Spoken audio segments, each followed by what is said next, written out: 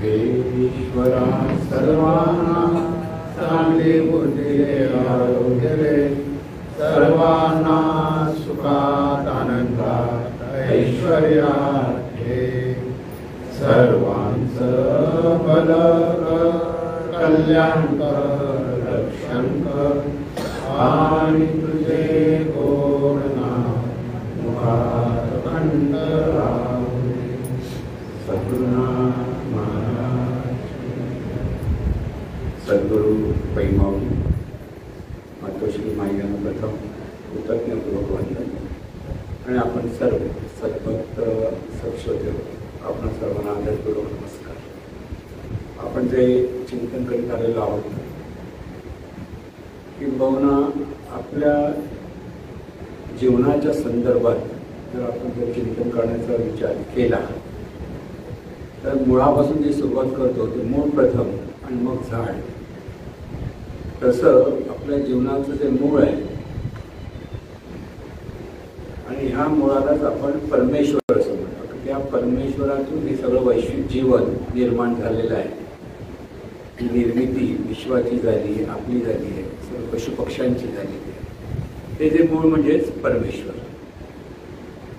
आणि हे जे मूळ आहे ते निर्गुण निराकार आहे, सगुण निराकार आणि सगुण साकार अशा 3 पद्धतीने त्याचं तिथे अस्तित्व आहे. आणि हा परमेश्वर आपण जसा समजतो एखादी मूर्ती किंवा व्यक्ती किंवा नुसती शक्ती असा तो नसून ती केवळ चैतन्य शक्तीचा विराट सागर आहे. म्हणजे आता आपल्याला परमेश्वर हा विषय समजून घ्यायचा असेल तर प्रथम हेच महत्त्वाचं लक्षात घेतलं पाहिजे की ती चैतन्य शक्तीचा विराट सागर. म्हणजे सागर जसा अथांग आहे पण त्याहूनही खरा अथांग म्हणजे आपण म्हणायचं अवकाश. अवकाश सागरापेक्षाही अथांग आहे. आणि त्या अवकाशालाही व्यापून ज्यातून अवकाश निर्माण झालं ते चैतन्य शक्तीचा विराट सागर म्हणजे परमेश्वर. ही परमेश्वरी शक्ती सच्चिदानंद स्वरूप आहे. म्हणजे ती सतत आहे, शक्ती रूपाने आहे. तिथे जाणणं आहे.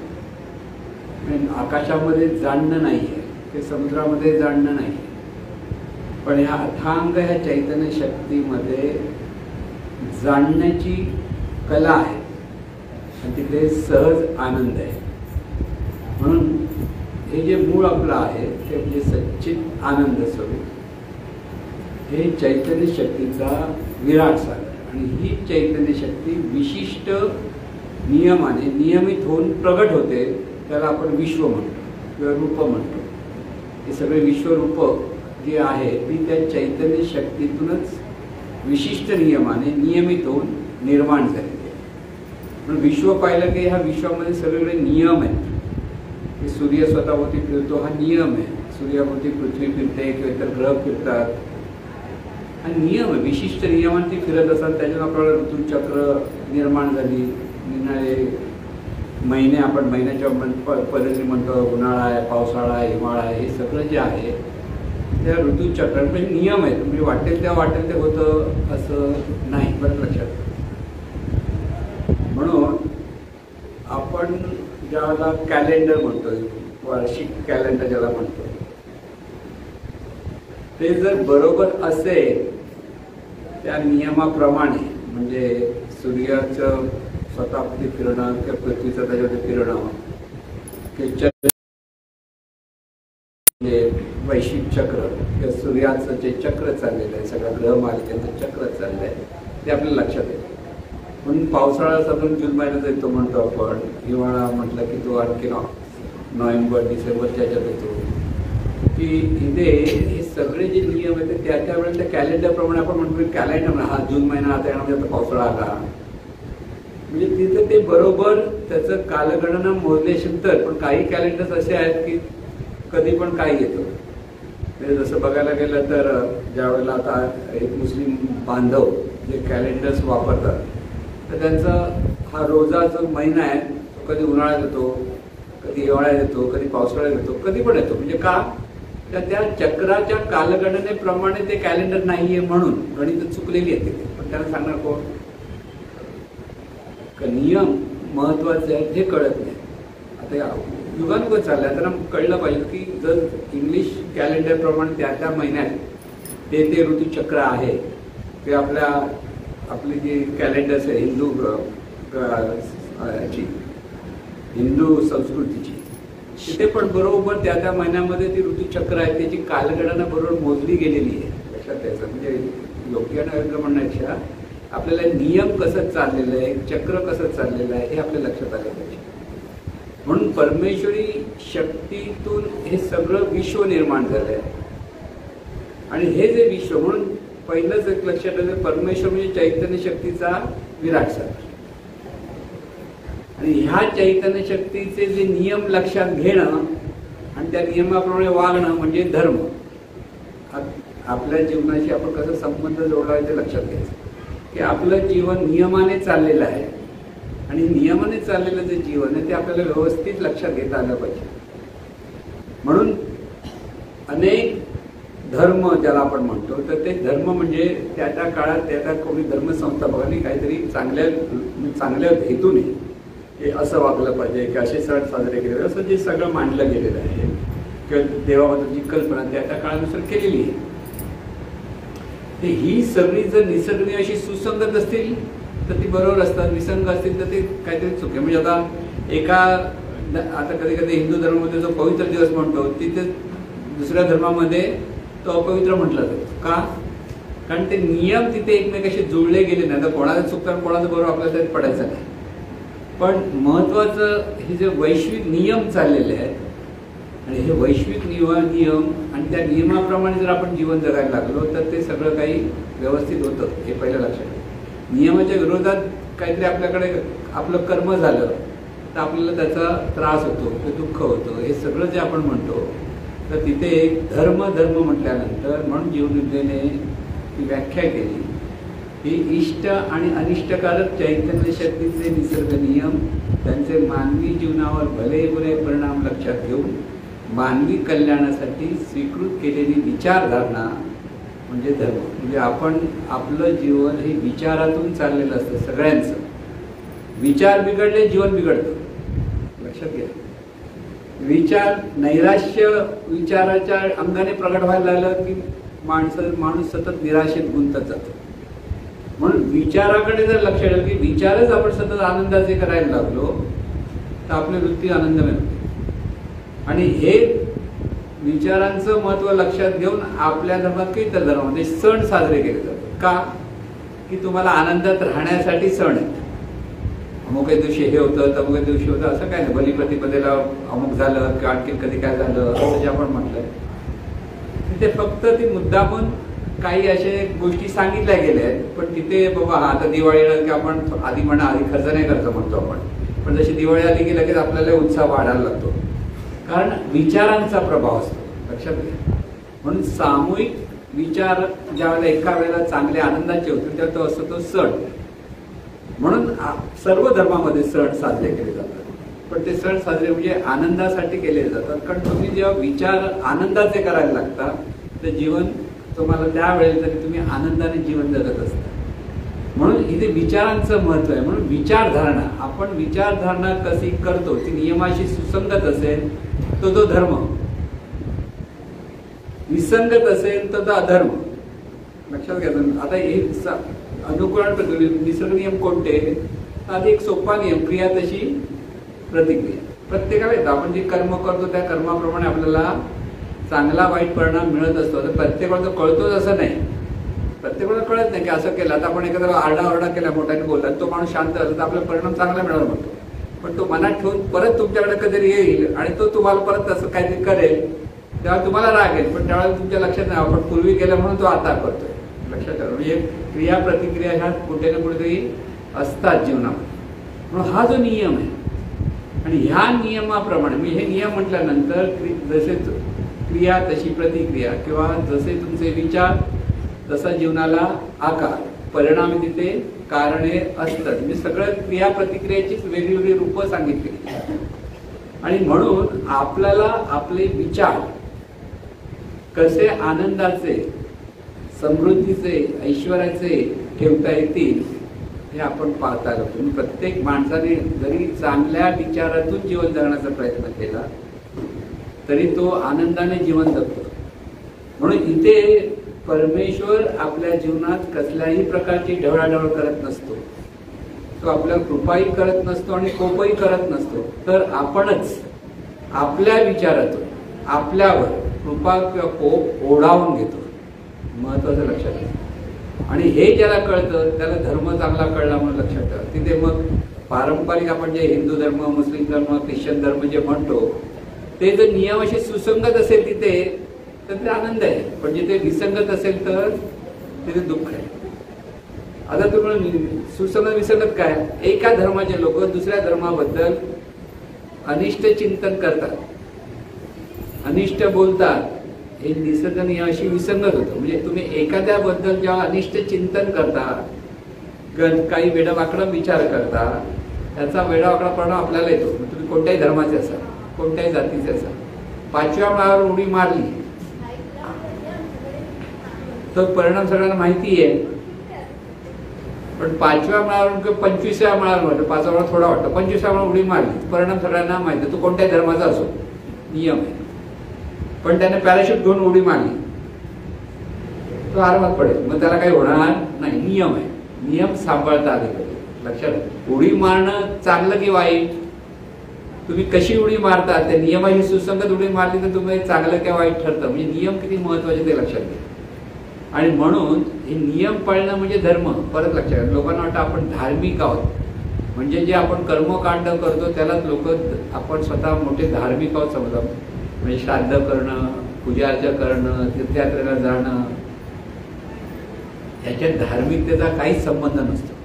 नियमाशी सुसंगत वागला तर तो धर्म आणि विसंगत वागला तो अधर्म. हा धर्माची व्याख्या जर आपल्या मनात असेल तर आपण विचार कसा केला पाहिजे, की इतरांशी कसे संबंध ठेवले पाहिजे हे आपल्याला चांगलं कळले तर आपण धर्म पाळला. आता हा जो धर्म आहे, ह्या धर्मातूनच म्हणजे धर्मामध्ये सांगितलेल्या विचारातूनच मानवी मनावर संस्कार होतात आणि त्या संस्कारातून संस्कृती निर्माण होते.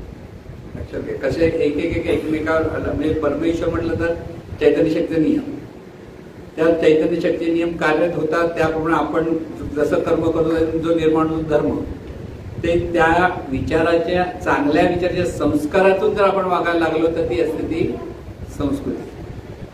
म्हणून सुधारणा आणि संस्कृती अशा दोन गोष्टी आपण पाहतो. आता आपल्याकडे आत्ताचा जो काळ आहे तिथे सुधारणा भरपूर आहे. का तुम्हाला पटकन पुढे कोणाशी बोलायचं असेल, कम्युनिकेट करायचं असेल तर पटकन मोबाईल हातात घेतला, लगेच कोणाशी अगदी जगात कुठेही असाल तिथे तुमचा फोन बरोबर असेल तर तुम्ही कनेक्ट होऊ शकता. पूर्वीच्या काळात तसं नव्हतं. पूर्वीच्या काळात फोनच नव्हते. म्हणजे माणूस जरी इथून पुण्याला गेला तरी कॉन्टॅक्ट करण्याची काही गोष्टच नव्हती. मग ते येईल तेव्हा भेटेल तेव्हाची गोष्ट. पण आता सुधारणा झाल्या. पण सुधारणा झाल्या म्हणजे सुसंस्कार झाले नव्हे. परत लक्षात ठेवा, सुधारणा ही आधी भौतिक सुधारणा म्हणजे आपल्याला शरीराच्या अपेक्षेत जे सुखसोयी मिळतात त्याला आपण सुधारणा म्हणतो. गाडी मिळाली, ट्रेन आली, किंवा निराळं वाहन मिळाली, आपल्याला प्रवासासाठी एरोप्लेन आलं, हे शरीराच्या सुखसोयी आहेत. शरीराच्या सुखसोयीसाठी जितक्या वाढतात तेव्हा त्याला म्हणतो आपण सुधारणा. मुंबईतले लोक सुधारलेले पण सुसंस्कारित आहे हे सांगता येत नाही. कारण अगदी कुठेतरी खूप खोल गावामध्ये किंवा जंगलामध्ये जे आदिवासी आहेत त्यांच्या अपेक्षेत मुंबईचे लोक कसे आहेत, आम्ही सुधारलेलं म्हणतात. पण सुधारलेलं म्हणजे सुसंस्कारित आहेत का? नाही. सुसंस्कारित म्हणजे जर आपण निसर्ग नियमाशी सुसंगत जर विचार करू, म्हणजे विचार करण्याचा आपला हा स्वभाव किंवा प्रत्यक्ष कर्म करण्याचा स्वभाव आपला जर झाला तर आपण सुसंस्कारित असतो. म्हणून समोरच्याचा सन्मान करणं हा सुसंस्कार आहे. लहान आणि मोठं हा कसलाही भेद न पाहता आपण समोर जी व्यक्ती आहे तिचा सन्मान जेव्हा करतो, त्याच्याबद्दल आदरपूर्ण बोलतो तर तो असं तो लहान मुलं मोठ्यांबद्दल चांगले बोलले की आपण हा चांगला आहे मुलगा, पण मोठ्याने पण लहान मुलाशी चांगलं बोललं पाहिजे. संस्कार हे दोन्ही बाजूने असायला पाहिजे. आणि त्यामुळे इथे सुसंस्कार म्हणजे संस्कृती कुठे निर्माण होते की मानवी मनाशी संबंधित आहे. म्हणून इष्ट आणि अनिष्टकारक चैतन्य शक्तीचे निसर्ग नियम, त्यांचे मानवी जीवनात भले बुरे परिणाम लक्षात घेऊन मानवी मनावर जे संस्कार केले जातात त्याच्यातून निर्माण होते ती संस्कृती. म्हणजे सगळं एका बाजूला कशा पद्धतीने आपलं जीवन आहे हे लक्षात घ्या. इथे तथाकथित धर्म संस्कृती हा भाग नाहीये. तर आपलं जीवन सगळं नियमाने चाललेलं आहे हे जर व्यवस्थित समजलं आणि त्या नियमानुसारच आपल्याला वागायचं आहे. म्हणजे सतत लक्षात ठेवायचं की आपण जे कर्म करतो ते कर्म आपल्याला चांगले वाईट फळ देतं. म्हणजे हा कर्म सिद्धांत जे म्हणतात ते सुद्धा नियमावर आहे. तुम्ही कोणतंही कर्म कराल आणि कोणतंही फळ मिळेल असं नाही. म्हणजे लिंबाचं बी पेरलं आणि ते जे झाड आलं त्याला आंबे आले पाहिजे विचार केला तर आंबे येणार नाही, ते लिंबूच येणार. तसं ज्या पद्धतीचे आपण कर्म करतो, विचार करतो, उपचार करतो, आचरण करतो हे कर्म, त्याच्यातून आपल्याला चांगली वाईट फळं त्या कर्माप्रमाणे मिळतात आणि हाही नियम आहे. म्हणून कर्मच आपलं चांगलं झालं पाहिजे.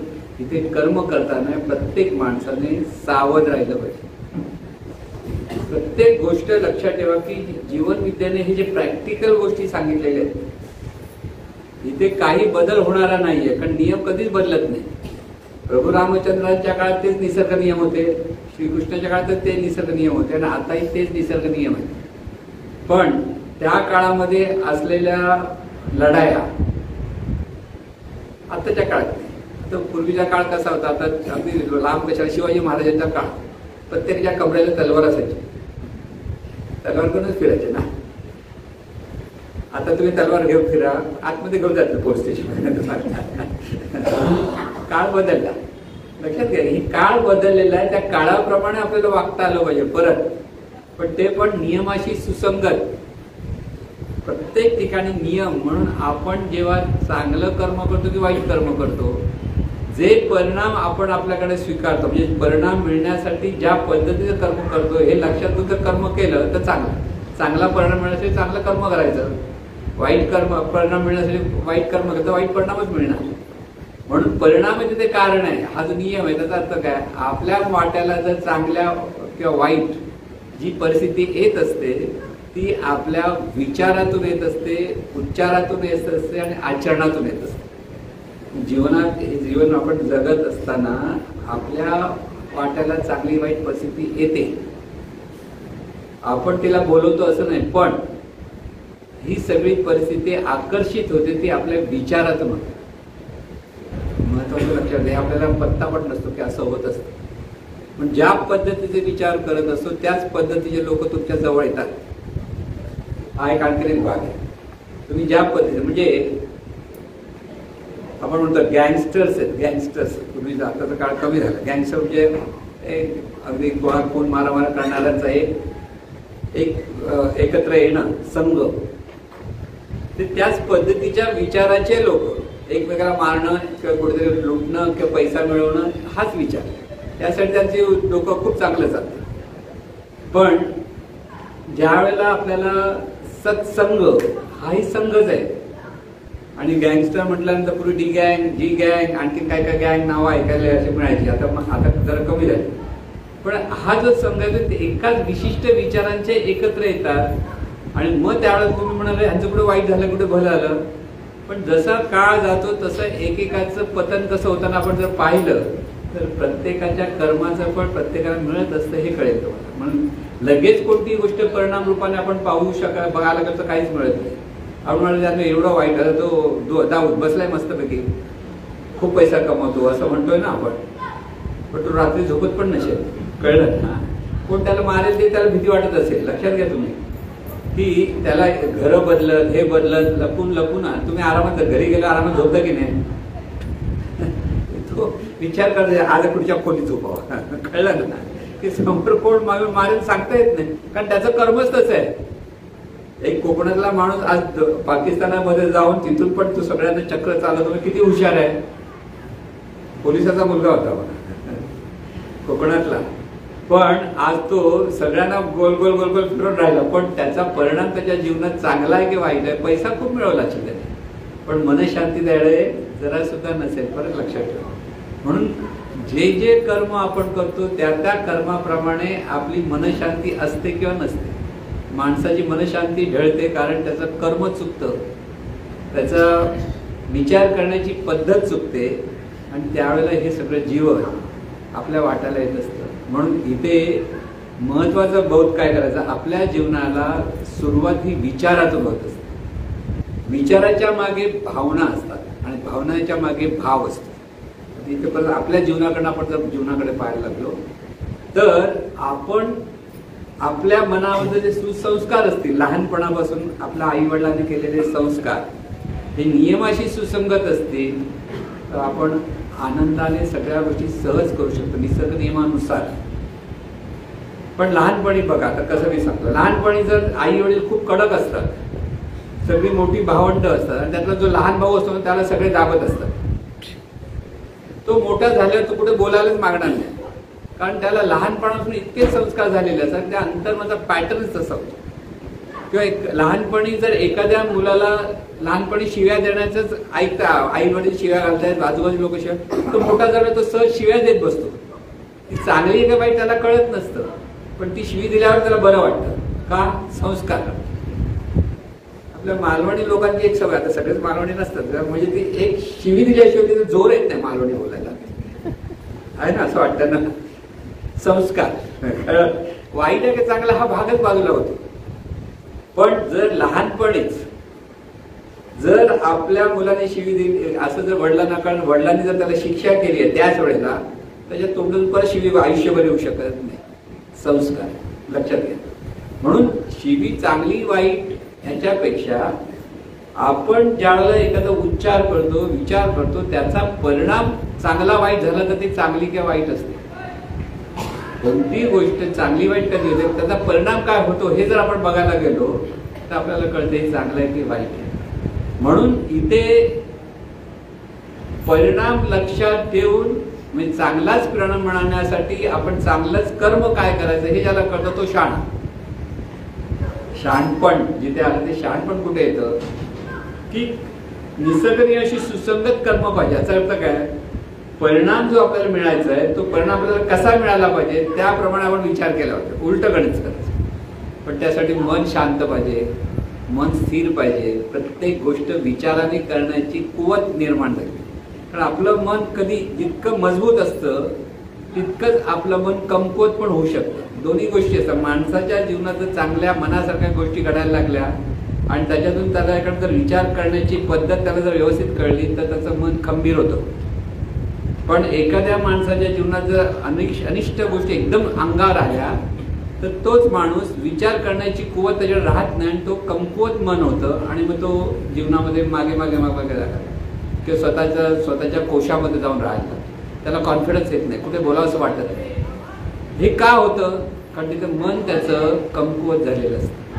म्हणून हे सगळं लक्षात घ्या, हे सगळं आपलं जीवन आहे. या प्रत्येकाच्या जीवनामध्ये ही चांगल्या वाईट गोष्टी घडत असतात आणि ह्या चांगल्या वाईट गोष्टी घडत असताना आपल्याला आपलं मन कसं मजबूत ठेवता आलं पाहिजे हे शिकायचं आहे. ज्याचं मन मजबूत आहे तो जीवनामध्ये यशस्वी होत जातो. योग आता इथे अनेक गोष्टी आहेत, प्रत्येकाच्या वाट्याला सगळं काही रेड कार्पेट मिळतं तसं नाही. आता अंबानीच्या घरात जन्माला आलेला मुलगा रेड कार्पेट घेऊन होता, तोंडात सोन्याचा चमचा आला, सगळं काय लगेच डायरेक्टर पण झाला, 20व्या वर्षी डायरेक्टर शिकला, चांगला केलं, कर्तृत्व आहे, सगळ्या गोष्टी. पण तीच संधी बाबासाहेब आंबेडकरांना कोणी दिली नाही.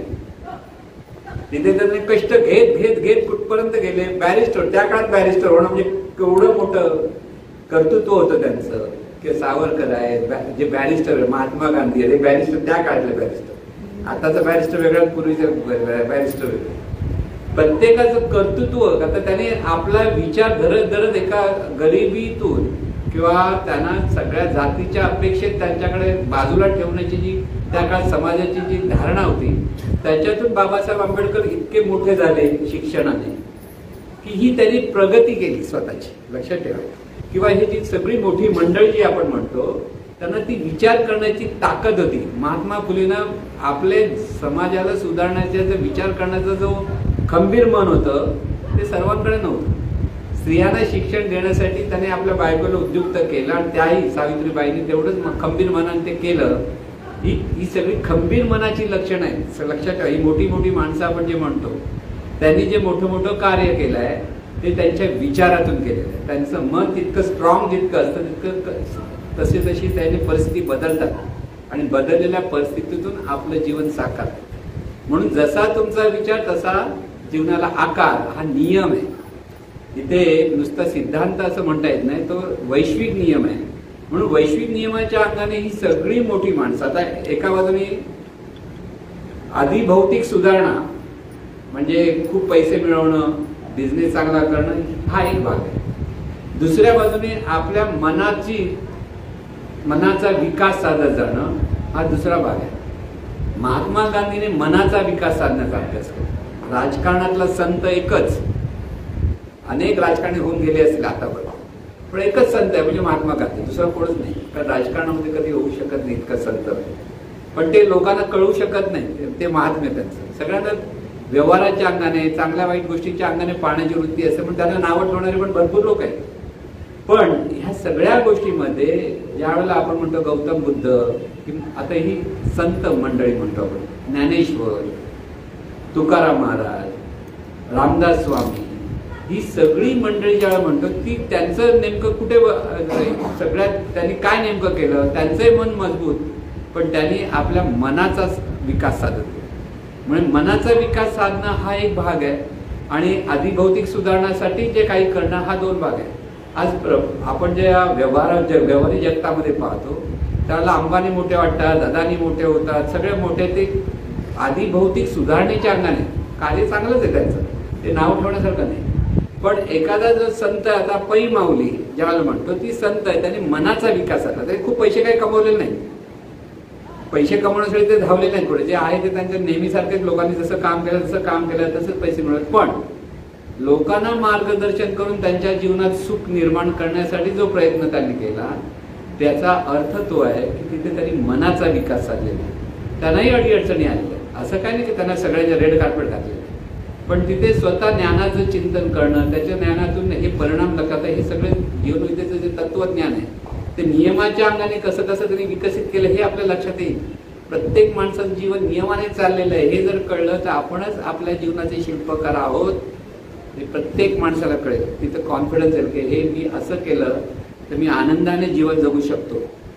परिस्थिती चांगली वाईट आली, थोडा वेळ जाऊन मागे जाईल, पुढे जाईल, पण त्या नियमाचा आधार करून आपलं मन मजबूत करणं हे ज्या माणसाला कळलं तर तो माणूस खऱ्या अर्थाने आपलं जीवन आनंदाने जगू शकतो. हे महत्वाचं बोललं. त्यामुळे हे सगळे आपण पाहतो आता, आपण हे परमेश्वर, धर्म, संस्कृती, पुढे नियती आहे, हे सगळे नियमाशी संबंधित असलेल्या गोष्टी आहेत. इथे दैववाद नाही सांगितलं जात की आपोआप ते वाईट झालं, तुझ्या तू काहीतरी वाईट पाप केलं आणि पुण्य केलं. पाप पुण्यालाही नियम काय कार्यरत होता ते पाहिलं तर नियती, प्रारब्ध ह्या सगळ्या शब्दाचा अर्थ आपल्याला कळायला लागेल. म्हणून आपलं जीवन म्हणजे जीवनविद्येच्या दृष्टीने प्रयत्नवाद असला पाहिजे. प्रत्येक ठिकाणी आपण प्रयत्नपूर्वक आपलं जीवन चांगलं करण्याचा प्रयत्न करायचा आहे. जीवनामध्ये प्रत्येकाच्या चांगल्या वाईट घटना घडतच असतात. सगळ्यांना सगळं चांगलं मिळतं, सगळंच वाईट मिळतं असं काही नसतं, प्रत्येकाला येतात. पण त्या परिस्थितीला तोंड देऊन आपण आपली प्रगती कशी साधायची हे प्रत्येकाने लक्षात ठेवलं. आणि ही प्रगती व्यक्तिगत पातळीवर प्रत्येक जण जर सुधारायला लागला, आपल्या मनावर हे जे सुसंस्कार करून जीवन जगायला, तर जगामध्ये नंदनवन होईल. प्रत्येक व्यक्तीचा समाज आहे आणि समाजाचं राष्ट्र आणि राष्ट्राचं विश्व, हा जो भाग आपण पाहतो तिथे प्रत्येक व्यक्तीचं मन हे मजबूत झालं पाहिजे, सुसंस्कारित झालं पाहिजे. तिथे सुसंस्कारित म्हणजे काय, आपणही सुखी व्हायला पाहिजे, सर्व सुखी झाले पाहिजे, हे संस्कार ज्याच्याकडे आहेत तो सुसंस्कारित. फक्त मीच सुखी झालं पाहिजे आणि इतरांना दावून मी मोठा झालो पाहिजे असं जर वाटलं तर तो सुसंस्कार नाही. आमच्याच धर्मातले लोक पुण्यवान आहेत, बाकीचे सगळे पापी आहेत, हा सुसंस्कार नाही. ते आमच्याच पक्षाचे सगळे लोक स्वच्छ आहेत, बाकीचे लोक भ्रष्टाचारी आहेत, हाही सुसंस्कार नाही. इथे सगळ्या लोकांचा विचार ज्यावेळेला माणूस करतो आणि प्रत्येक जण सुखी व्हावा ह्यासाठी प्रयत्न करत असेल तर तो खरा सुसंस्कार. लक्षात घ्या, सुसंस्कार कुसंस्कार म्हणताना मनाच्या अपेक्षेत आपण विचार करायचा असतो की आपल्याला सर्व सुखी झाले पाहिजे असं ज्यावेळेला वाटत असेल तेव्हा आपलं मन सुसंस्कारित आहे. नुसता विचार नाही, आपलं आचरणही तसं असलं पाहिजे. आपलं बोलणं, प्रत्येकाशी वागणं हे प्रत्येक जण सुखी व्हावा ह्या भावनेतून जेव्हा असेल त्यावेळेला खऱ्या अर्थाने आपण सुसंस्कारी झालो. आपणच आपलं हे निरीक्षण परीक्षण प्रत्येकाने करायचं. प्रत्येकाने हे नियम लक्षात ठेवल्यानंतर आपल्याला लक्षात ठेवलं पाहिजे की आपल्याला प्रत्येक जण सुखी व्हावा वाटला पाहिजे. आपल्याशी चांगला वागतो तो सुखी व्हा, आपल्याशी वाईट वागतो त्याचं बघ काहीतरी व्हायला पाहिजे असं वाटतं की नाही. कुसंस्कार आहे. कारण ते अंतर्मनामध्ये ही रिॲक्शन करण्याची पद्धत आहे, ही कुसंस्काराचा परिणाम आहे.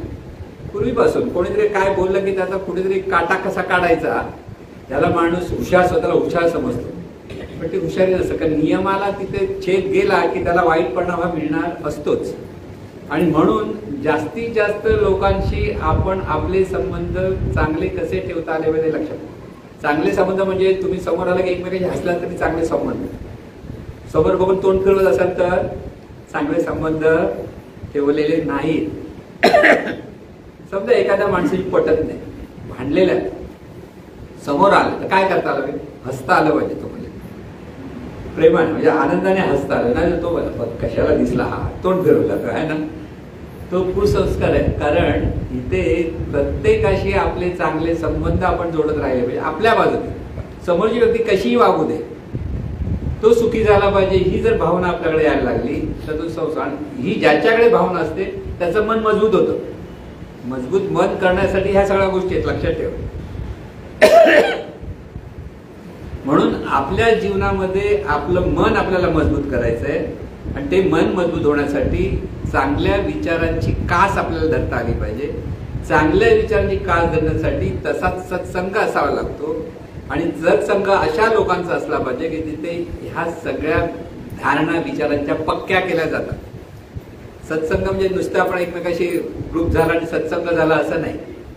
तिथे प्रत्येकाची धारणा प्रत्येकाने सुखी व्हावं यासाठीच असला पाहिजे. या पद्धतीने आपल्याला सतत विचार असले पाहिजे.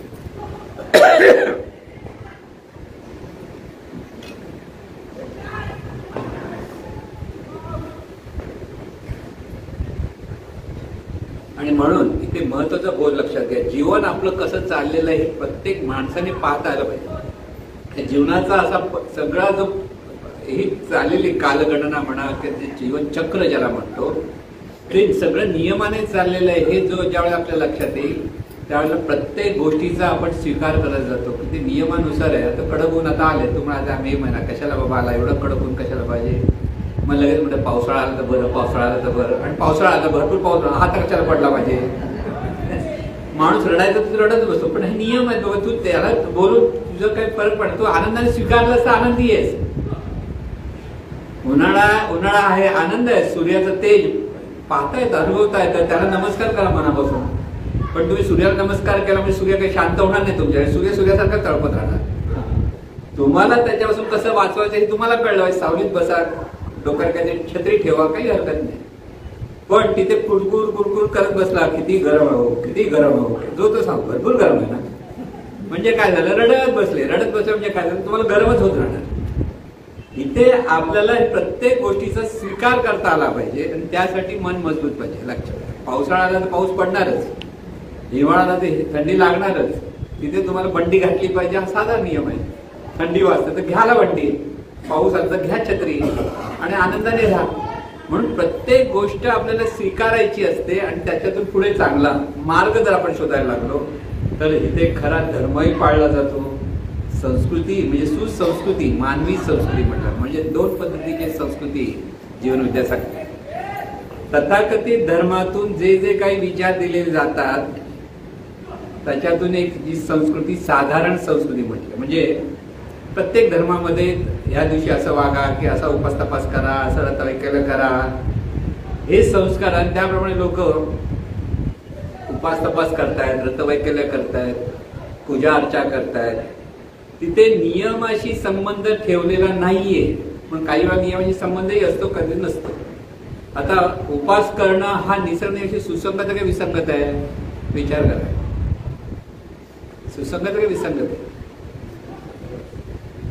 जर उपासाने देव प्रसन्न होत असतात तर ज्यांचे अर्धपोटी लोक जे उपास बिचाराने जेवण मिळत नाही म्हणून उपास करतात त्याच्यावर देव किती प्रसन्न झाला असता? झाला असता की नाही? मग इथे आपल्या शरीराला जर त्रास देऊन देव मिळत असेल असं जर एकत्र वाटत असेल त्याच्यासाठी ते नावं देतात, संयम वाढतो, हे वाढतो, ते वाढतो. संयम कसला वाढत नसतो. तेवढ्यापुरती ते आता उपास तपास करतात, तो पण त्यांना संयम असतो. पण खाण्याची वेळ आली की हे भरत वेळ खाऊन घेतात, त्याच्यानंतर पण पोट फुगतं, तो दुसरा प्रकार होतो.